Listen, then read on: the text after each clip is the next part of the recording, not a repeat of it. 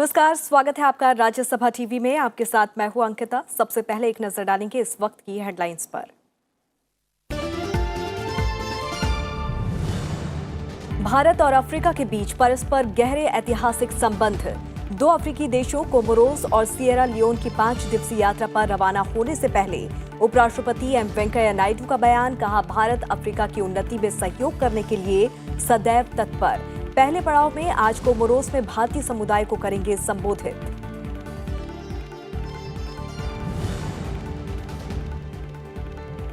प्रधानमंत्री innovative learning programme ध्रुव का इसरो मुख्यालय में शुभारंभ। केंद्रीय मानव संसाधन मंत्री रमेश पोखरियाल निशंक ने की शुरुआत।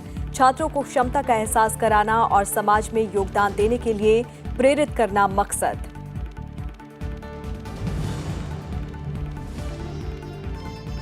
जम्मू कश्मीर में आज से पर्यटन का लुत्फ उठा सकेंगे सैलानी। सरकार ने वापस ली ट्रैवल एडवाइजरी।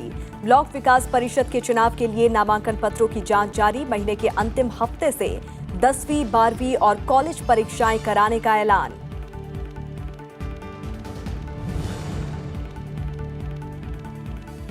विधानसभा चुनाव के लिए प्रचार तेज। महाराष्ट्र के सांगली में बीजेपी अध्यक्ष अमित शाह की रैली। मुख्यमंत्री देवेंद्र फडणवीस, शिवसेना प्रमुख उद्धव ठाकरे, कांग्रेस प्रदेश अध्यक्ष बालासाहेब थोरात और एनसीपी प्रमुख शरद पवार की भी जनसभाएं। हरियाणा में भी बीजेपी, कांग्रेस समेत सभी दलों के दिग्गजों ने झोंकी ताकत।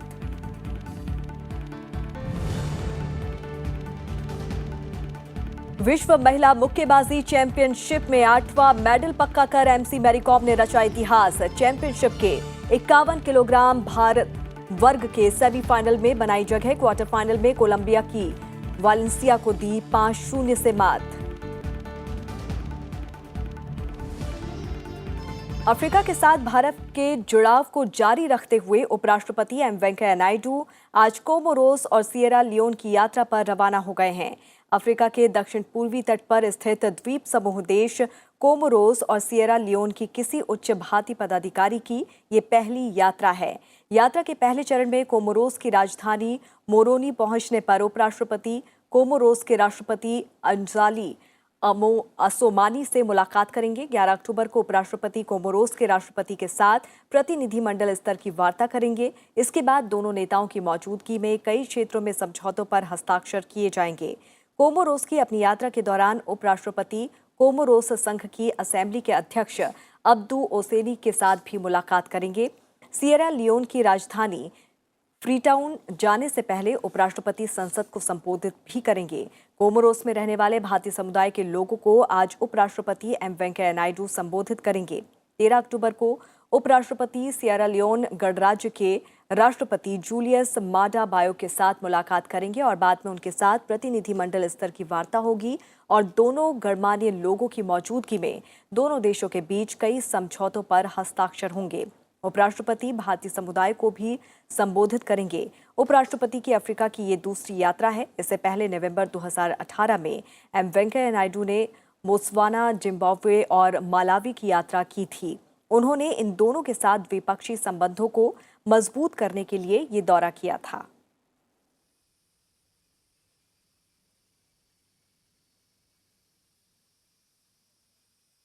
उपराष्ट्रपति एम वेंकैया नायडू ने ट्वीट कर कहा कि अफ्रीका की 5 दिवसीय राजकीय यात्रा के दौरान वो पहले कोमोरोस फिर सिएरा लियोन जाएंगे। अपनी यात्रा के दौरान वो इन दोनों देशों के शीर्षस्थ नेतृत्व से द्विपक्षीय और वैश्विक मुद्दों पर अकेले और शिष्टमंडल स्तर पर चर्चा करेंगे। इन दोनों के साथ द्विपक्षीय समझौतों पर हस्ताक्षर भी किए जाएंगे। भारत और अफ्रीका के बीच परस्पर गहरे ऐतिहासिक संबंध रहे हैं। हाल के वर्षों में अफ्रीका ने तीव्र आर्थिक प्रगति की है। इंफ्रास्ट्रक्चर और सामाजिक मानकों जैसे शिक्षा, स्वास्थ्य पर भी अफ्रीका की प्रगति सराहनीय है। भारत अफ्रीका की उन्नति में यथासंभव सहयोग करने के लिए सदैव तत्पर है।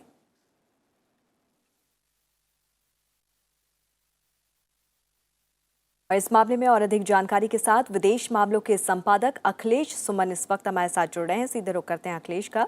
अखिलेश, अफ्रीकी देशों के साथ भारत के द्विपक्षीय संबंधों को बढ़ावा देने की पहल को आगे बढ़ाने के लिहाज से बेहद खास होगा उपराष्ट्रपति एम वेंकैया नायडू का ये दौरा। निश्चित तौर पे देखिए अंकिता, भारत और अफ्रीका के जिस तरीके के संबंध रहे हैं, एक तो ऐतिहासिक तौर पे भारत और अफ्रीका दोनों ने मिलकर उपनिवेशवाद के खिलाफ लड़ाई लड़ी है।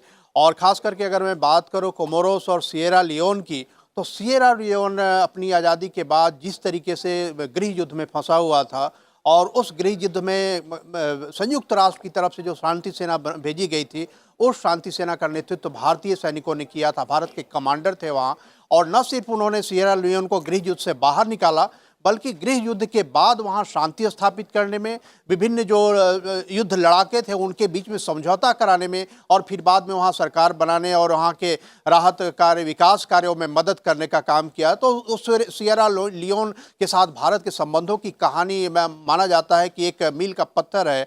और इसी क्रम में प्रधानमंत्री नरेंद्र मोदी अपनी इस यात्रा के आखिरी चरण में सिएरा लियोन जाएंगे, जहाँ कई समझौतों पर हस्ताक्षर तो होंगे ही, और उसके पहले वे कोमोरोस जा रहे हैं। कोमोरोस के साथ एक खास बात यह है कि कोमोरोस प्रधानमंत्री नरेंद्र मोदी ने जब इंटरनेशनल सोलर अलायंस की स्थापना की, तो कोमोरोस उसके फाउंडिंग मेंबर्स में शामिल था, और कोमोरोस ने भारत के क्लाइमेट चेंज को रोकने की इस पहल का काफ़ी स्वागत किया, सक्रियता से उसमें साथ दिया।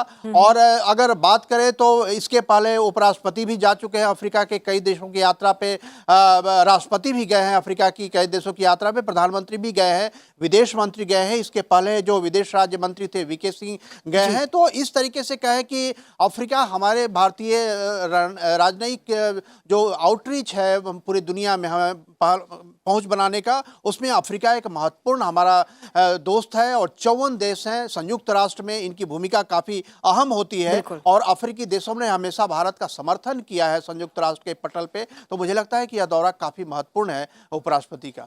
चलिए, बहुत बहुत शुक्रिया इस तमाम जानकारी के लिए। प्रधानमंत्री नरेंद्र मोदी के साथ दूसरी अनौपचारिक बैठक के लिए चीन के राष्ट्रपति शी जिनपिंग कल 11 अक्टूबर को 2 दिवसीय दौरे पर भारत आएंगे। तमिलनाडु की राजधानी चेन्नई के करीब ऐतिहासिक मामल्लापुरम शहर में प्रधानमंत्री नरेंद्र मोदी और चीन के राष्ट्रपति के बीच मुलाकात होगी। शिखर वार्ता के दौरान दोनों नेता भारत चीन विकास साझेदारी को गहरा करने पर विचार विमर्श करेंगे। द्विपक्षीय मुद्दों पर व्यापक बातचीत के अलावा दोनों नेताओं के बीच क्षेत्रीय और अंतर्राष्ट्रीय मुद्दों पर भी चर्चा होगी। ये दोनों देश के नेताओं के बीच दूसरी अनौपचारिक बैठक होगी। भारत चीन अनौपचारिक वार्ता से पहले मामल्लापुरम के अति प्राचीन स्मारकों को सजाया संवारा जा रहा है, और ये स्मारक पल्लवकालीन शिल्पकारों की बेजोड़ स्थापत्य कला का नमूना दर्शाते हैं। तटीय शहर मामल्लापुरम में चीन के राष्ट्रपति और प्रधानमंत्री नरेंद्र मोदी के बीच 11 और 12 अक्टूबर को होने जा रहे दूसरे अनौपचारिक शिखर बैठक को लेकर पूरे शहर को अभेद्य किले में तब्दील कर दिया गया है। शहर में 800 सीसीटीवी कैमरे लगाए गए हैं, जिनके जरिए सड़कों और अन्य रास्तों की 24 घंटे निगरानी की जा रही है।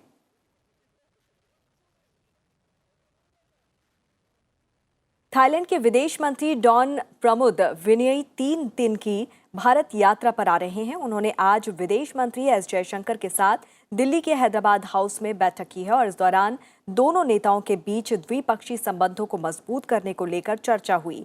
थाईलैंड के विदेश मंत्री भारत थाईलैंड संयुक्त आयोग की 8वीं बैठक में हिस्सा लेंगे।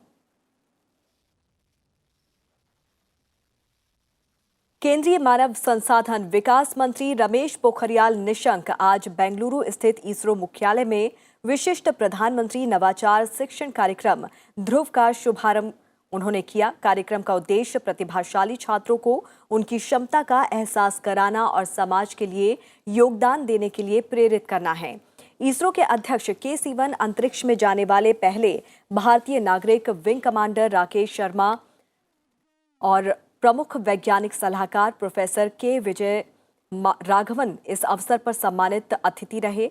मानव संसाधन विकास मंत्री ने कहा कि प्रधानमंत्री नवाचारी शिक्षण कार्यक्रम प्रतिभाशाली बच्चों की पहचान करने और उन्हें प्रोत्साहन देने और उनके कौशल और ज्ञान को समृद्ध करने का मकसद है। उन्होंने युवाओं से विश्व समुदाय से सामने मौजूदा चुनौतियों से निपटने का आह्वान किया है।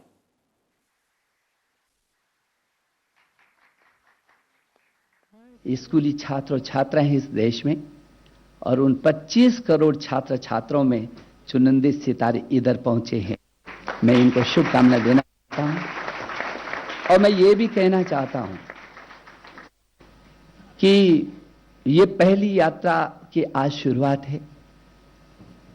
ये सोना बहुत कीमती होता है, सब जानते हैं, लेकिन जब तक वो अपनी कठिन परीक्षाओं से होकर के नहीं गुजरता तब तक वो पहनने योग्य नहीं होता है, कुंदन नहीं कहलाता है। At the end of the program, you will not only go back enriched with this exposure, but will also make friends from all parts of the country. I advise you to discuss amongst yourselves what are the difficulties being faced in different parts of the country and how these difficulties can be solved using science and performing arts. I would urge all of you to grab this wonderful opportunity that is being provided by the Pradhan Mantri Innovative Learning Scheme, and should try and become innovators of tomorrow in the service of the nation. Jammu Kashmir के हालात में तेजी से हो रहे सुधार को देखते हुए राज्य सरकार ने 5 अगस्त से पहले पर्यटकों को कश्मीर घाटी छोड़ने की एडवाइजरी वापस ले ली है। आज से सैलानी जम्मू कश्मीर में पर्यटन का लुत्फ उठा सकेंगे। घाटी में पर्यटकों को लेकर जारी ट्रैवल एडवाइजरी को रद्द करने के फैसले का टूरिज्म सेक्टर ने स्वागत किया है। 7 अक्टूबर को राज्यपाल सत्यपाल मलिक ने राज्य के हालात और सुरक्षा स्थिति की समीक्षा के दौरान एडवाइजरी वापस लेने की हिदायत दी थी। 2 अगस्त को राज्य के गृह विभाग की ओर से एडवाइजरी जारी कर पर्यटकों और अमरनाथ यात्रियों को तत्काल घाटी से लौटने के लिए कहा गया था। इस बीच जम्मू कश्मीर प्रशासन ने इस महीने के अंतिम सप्ताह से 10वीं, 12वीं और कॉलेज परीक्षाएं कराने का ऐलान किया है। जम्मू कश्मीर में ब्लॉक विकास परिषद के चुनाव के लिए आज नामांकन पत्रों की जांच जारी है। 11 अक्टूबर नाम वापसी की आखिरी तारीख होगी। ब्लॉक विकास परिषद चुनाव 24 अक्टूबर को होंगे। चुनाव के लिए वोटिंग सुबह 9 बजे से दोपहर 1 बजे तक होगी और इसके बाद उसी दिन दोपहर 3 बजे वोटों की गिनती भी शुरू कर दी जाएगी। राज्य में 316 ब्लॉक्स में से 310 ब्लॉकों में ब्लॉक विकास परिषद के चुनाव होंगे।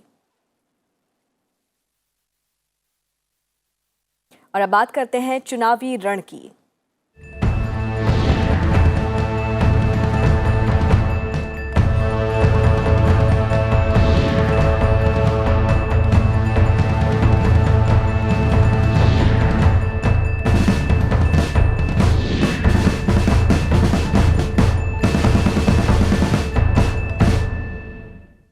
महाराष्ट्र और हरियाणा में चुनावी सरगर्मियां जोरों पर हैं। सभी दलों के दिग्गज प्रचार अभियान में जुटे हैं।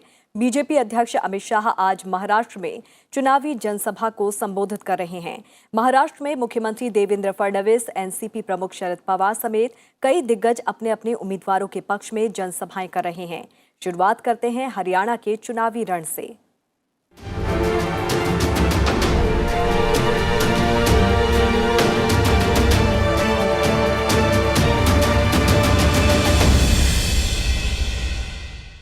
हरियाणा में विधानसभा चुनाव के लिए प्रचार तेज हो गया है। मुख्यमंत्री मनोहर लाल खट्टर का आज 6 जनसभाओं को संबोधित करने का कार्यक्रम है, जिनमें 2 जनसभाओं को संबोधित करने के अलावा कैथल, फतेहाबाद और सिरसा में भी चुनावी रैलियों को संबोधित करने वाले हैं।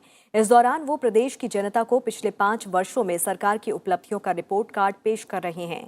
साथ ही जनता चुनाव में जीत का आशीर्वाद और समर्थन मांग रहे हैं। तो वहीं कांग्रेस समेत अन्य दलों के दिग्गज भी चुनावी सभर में अपनी ताकत झोंक रहे हैं।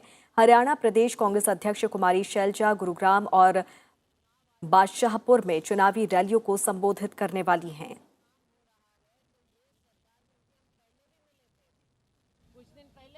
हरियाणा सरकार में कैबिनेट मंत्री और अंबाला कैंट विधानसभा सीट से बीजेपी उम्मीदवार अनिल विज का कहना है कि आने वाले दिनों में देश भर से खिलाड़ी हरियाणा की यूनिवर्सिटी में ट्रेनिंग लेने पहुंचेंगे, क्योंकि राज्य सरकार ने इस दिशा में काफी काम किया है। चुनावी सरगर्मियों के बीच और भी कई मुद्दों पर अनिल विज से खास बातचीत की राज्यसभा टीवी संवाददाता रविंद्र सिंह श्योराण ने। स्वास्थ्य की अगर बात की जाए, आप स्वास्थ्य मंत्री हैं, कई सरकारी अस्पताल की हालत उतनी अच्छी नहीं है। आप इस पर आने वाले सालों में कुछ और कार्रवाई करेंगे? देखिए, ऐसा है, मेरे स्वास्थ्य मंत्री बनने के बाद हमारी सरकारी अस्पतालों की ओपीडी 30% बढ़ी है, यानी कि सुधार हुआ है। नीति आयोग ने भी हमें हिंदुस्तान में पहले नंबर का प्रदेश माना है स्वास्थ्य सेवाओं में सुधार करने के लिए। हमने लगातार सुधार किया है स्वास्थ्य सेवाओं में। हमारी जो शिशु मृत्यु दर है, जब हम आए थे 41 थी, अब वो घटकर 30 हो गई है। हमारी जो मातृ मृत्यु दर है जन्म के समय वो 127 थी, वो घटकर 101 हो गई है। हमने सिविल अस्पतालों में MRI लगाई है, CT स्कैन लगाई है, कैथ लैब लगाई है, डायलिसिस सेंटर लगाए हैं। हमने हर तरह की आधुनिक सुविधाएं हम दे रहे हैं। उपलब्धि बड़ी है ये, बहुत बड़ी उपलब्धि है।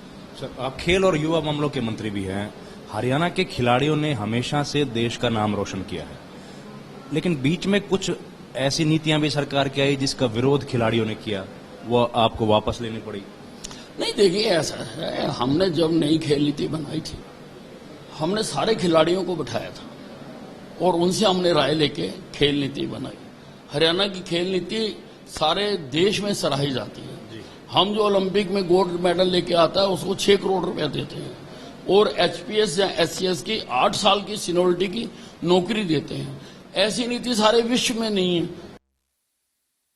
और अब बात करते हैं महाराष्ट्र के रण की।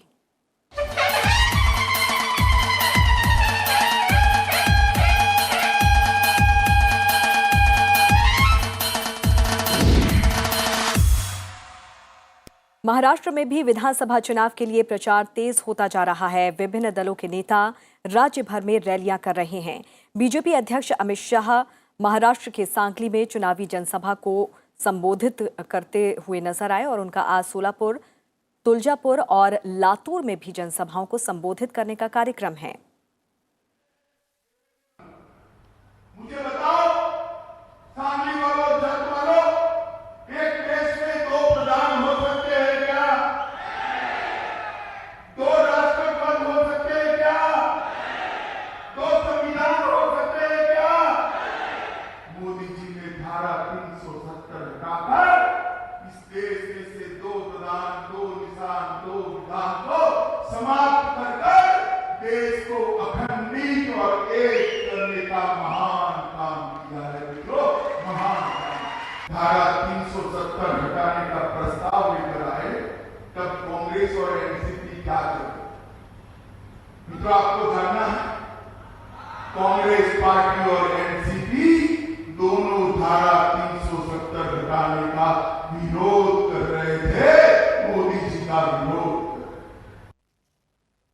मुख्यमंत्री देवेंद्र फडणवीस 6 और शिवसेना अध्यक्ष उद्धव ठाकरे 5 चुनाव रैलियों में शामिल होंगे। महत्वाचा आणखी एक विषय म्हणजे आपण नेहमी जे म्हणतो, तो वहीं महाराष्ट्र प्रदेश कांग्रेस समिति के अध्यक्ष बाला साहेब थोरात भी आज राज्य में 5 चुनाव रैलियों को संबोधित करेंगे। वहीं एनसीपी अध्यक्ष शरद पवार भी 3 रैलियों को आज संबोधित करने वाले हैं।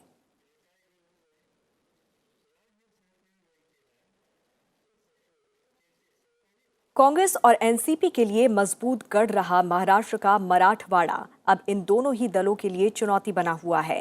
कांग्रेस के सामने अपने लगातार कम होते जनाधार की परेशानी है, तो एनसीपी अपने दिग्गजों के साथ छोड़ जाने से परेशान है। वहीं बीजेपी और शिवसेना ने यहां अपनी स्थिति को मजबूत किया है, जिसकी तस्वीर दिखाई दी थी पिछले विधानसभा चुनाव में। इसी पर पेश हमारी खास रिपोर्ट।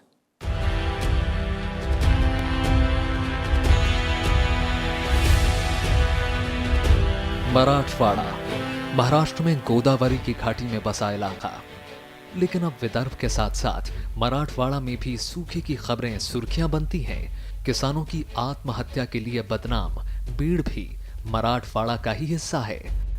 मराठवाड़ा में महाराष्ट्र के कुल 8 जिले आते हैं। इनमें नांदेड़, हिंगोली, परभणी, जालना, औरंगाबाद, बीड़, लातूर और उस्मानाबाद शामिल हैं। इन 8 जिलों में महाराष्ट्र की 288 में से 40 विधानसभा सीटें हैं, जिनमें 6 सीटें अनुसूचित जाति के लिए आरक्षित हैं। राजनीतिक दलों की पकड़ की बात करें तो ये इलाका कांग्रेस और एनसीपी के दबदबे वाला रहा है, लेकिन 2014 के विधानसभा चुनाव में यहां बीजेपी का प्रदर्शन दमदार रहा। पिछले विधानसभा चुनाव में बीजेपी ने 15 सीटों पर जीत दर्ज की, जबकि 2009 में बीजेपी मराठवाड़ा में महज 2 सीट जीतने में कामयाब रही थी। वहीं शिवसेना को 2014 में इस इलाके में 11 सीटें मिली, जो 2009 के मुकाबले 4 ज्यादा थी। कांग्रेस एनसीपी की बात करें तो मराठवाड़ा में कांग्रेस को पिछले चुनाव में सीटों के लिहाज से 50% का नुकसान हुआ। 2009 की 18 सीटों के मुकाबले कांग्रेस को 2014 में 9 सीटें ही मिली। एनसीपी को 4 सीटों का नुकसान उठाना पड़ा। मराठवाड़ा में एनसीपी ने पिछले चुनाव में 8 सीटें जीती थी और 3 सीटें अन्य दलों के खाते में गई थी। विदर्भ के मुकाबले मराठवाड़ा में एनसीपी का प्रदर्शन पिछले विधानसभा चुनाव में बेहतर रहा। लेकिन इस बार महाराष्ट्र में एनसीपी पार्टी के गिरते प्रदर्शन के साथ साथ बड़े नेताओं के पलायन से भी परेशान है। एनसीपी के कई दिग्गज पार्टी प्रमुख शरद पवार का साथ छोड़कर बीजेपी और शिवसेना के खेमे में शामिल हो गए हैं। एनसीपी छोड़कर जाने वालों में विजय सिंह मोहिते पाटिल, पदम सिंह पाटिल और मधुकर जैसे शरद पवार के वो पुराने साथी भी शामिल हैं जिन्होंने साथ मिलकर एनसीपी का गठन किया था। उधर कांग्रेस के दिग्गजों के सामने मराठवाड़ा में अपनी विरासत बचाने की चुनौती है। Bureau report, Rajya Sabha TV.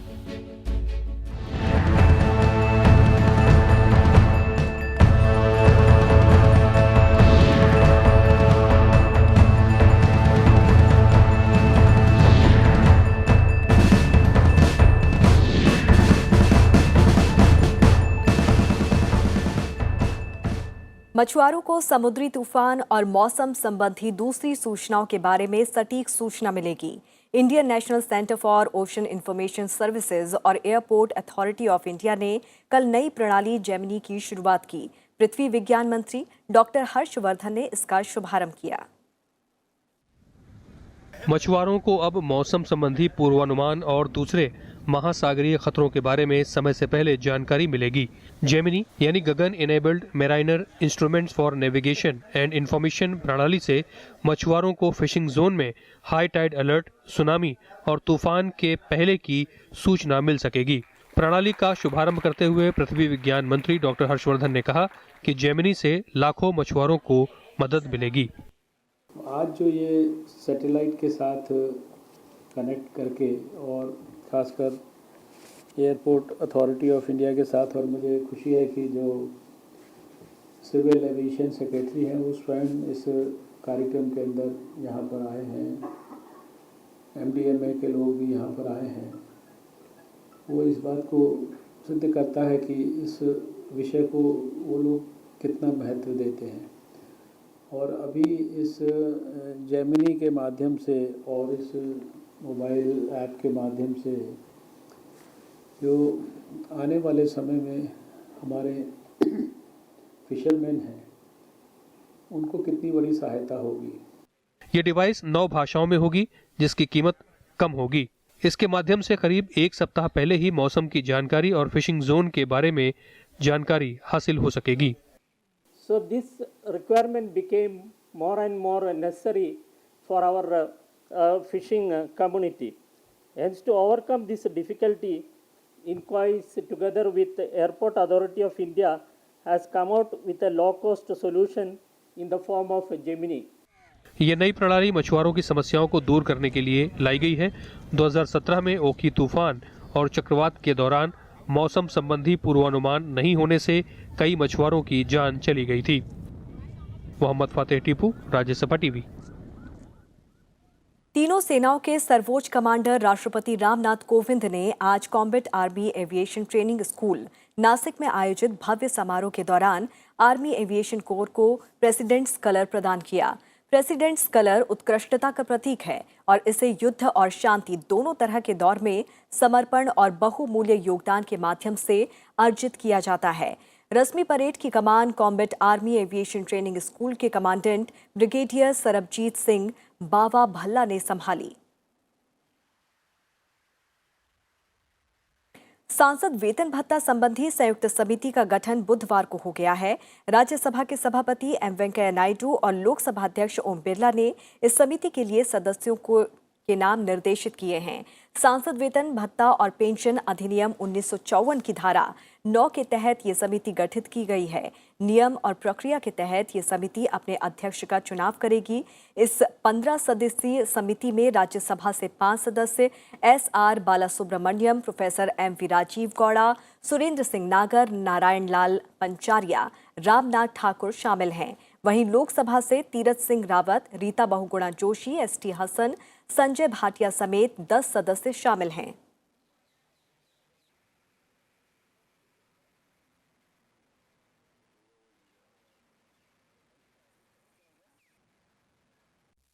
और महिलाओं को शक्तियां प्रदान करने संबंधी संसद की बेहद महत्वपूर्ण समिति का अध्यक्ष हिना विजय कुमार गावित को बनाया गया है। 30 सदस्यों वाली इस संयुक्त समिति में राज्यसभा से जया बच्चन, मीसा भारती, वंदना चौहान, शांता छत्री, सरोजनी हेम्ब्रम, सरोज पांडे, कहकशा परवीन, विजिला सत्यानंद, संपत्या उइके और छाया वर्मा को सदस्य बनाया गया है।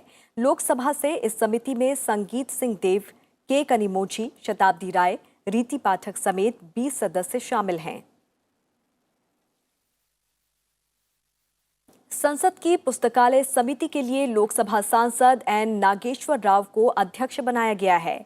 9 सदस्यों वाली इस समिति में राज्यसभा के स्वप्न दासगुप्ता, विनय पी सहस्त्रबुद्धे और झरना दास वैद्य शामिल हैं।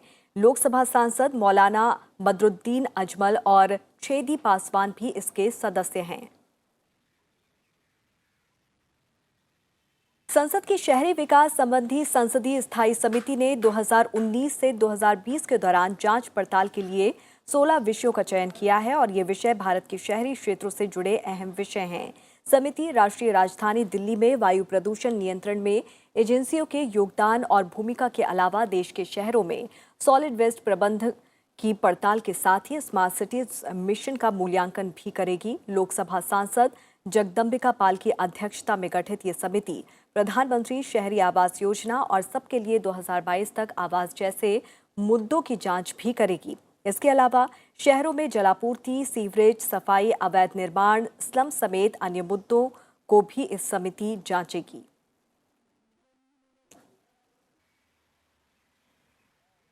सांसद सुनील कुमार सिंह को लोकसभा की विशेष अधिकार समिति और विनोद कुमार सोनकर को आचार समिति का अध्यक्ष बनाया गया है।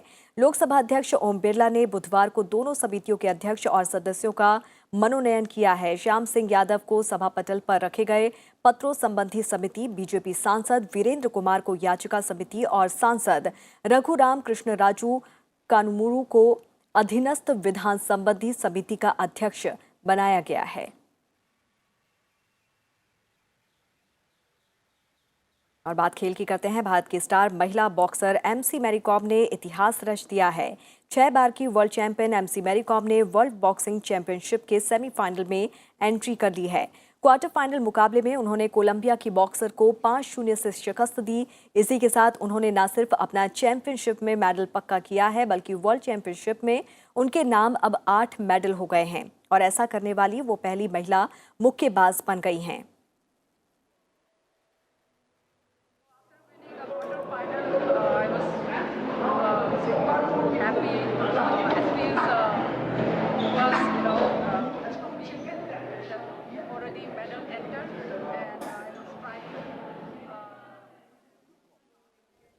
The 6th world title she won was after giving birth to the 3rd child. That is the greatest message that shows the devotion, dedication and commitment towards the sports. From the Government of India's side, I congratulate Mary Kom and the entire women boxing team. Bharat और दक्षिण Africa के बीच Pune test match के पहले दिन भारतीय बल्लेबाजों ने सधी शुरुआत की। रोहित शर्मा के रूप में पहला झटका 25 रन के स्कोर पर लगने के बाद मयंक अग्रवाल और चेतेश्वर पुजारा ने टीम को संभाला। फिलहाल टीम का स्कोर 150 रन के पार हो चुका है। मयंक अग्रवाल ने अपना अर्धशतक पूरा कर लिया है। और इसी के साथ इस बुलेटिन में फिलहाल इतना ही। आप जुड़े रहिए राज्यसभा टीवी के साथ। नमस्कार।